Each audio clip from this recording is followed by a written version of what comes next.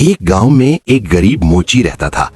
रोज लोगों को हज के लिए जाते देखता और दिल ही दिल में कहता, इंशाअल्लाह एक दिन ऐसा जरूर आएगा कि मैं भी इसी तरह हज पर जाऊंगा। वो दिन रात मेहनत करता, लोगों की चप्पलें सिलता, जो थोड़े से पैसे मिलते उनमें से कुछ घर के खर्च के लिए रखता और कुछ बचाता रहता।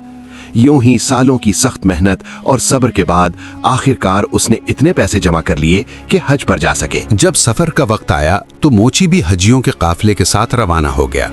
रास्ते में जब काफिला आराम के लिए रुका तो मोची जंगल की तरफ बैतुल खला के इरादे से चला गया।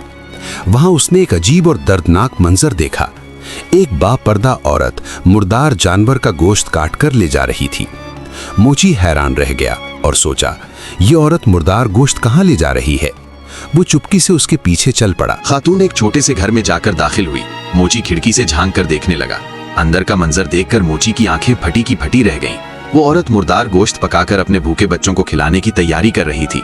मोची से रहा ना गया, उसने आवाज दी, ऐ माँ, ये तुम क्या कर रही हो? दरवाजा खोलो, मैं तुम्हें ये गुनाह नहीं करने दूंगा। खातून दरवाजा खोलकर फूट फूट कर रोने लगी और बोली, मैं एक सैयदजादी हूँ, इतनी मजबूर हो चुकी हूँ कि मेरे बच्चे भूख से मर रहे हैं, इसीलिए मजबूरन ये मुर्दार गोश्त पका रही हूँ। ये सुनकर मोची की आंखों में आंसू आ गए। उसने कहा, ये गोश्त फेंक दो, मैं अभी तुम्हारे बच्चों के लिए खाने का इंतजाम करता हूँ। वो फौरन वापस गया और जो पैसे उसने हज के लिए जमा किए थे उनसे राशन और जरूरी सामान खरीद कर उस सादजादी के घर ले आया।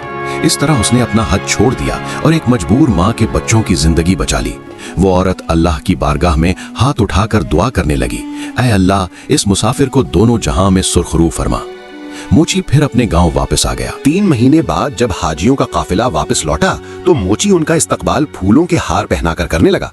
हाजियों ने हैरानी से कहा, भाई तू हमें हार क्यों पहना रहा है?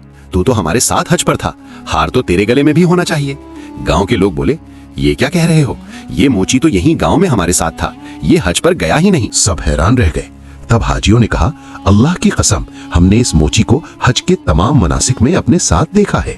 फिर सब ने मोची से पूछा, ऐ मोची, बता, तूने ऐसा कौन सा अजीम नेक अमल किया कि अल्लाह ने तेरा हज घर बैठे ही कबूल फरमा लिया?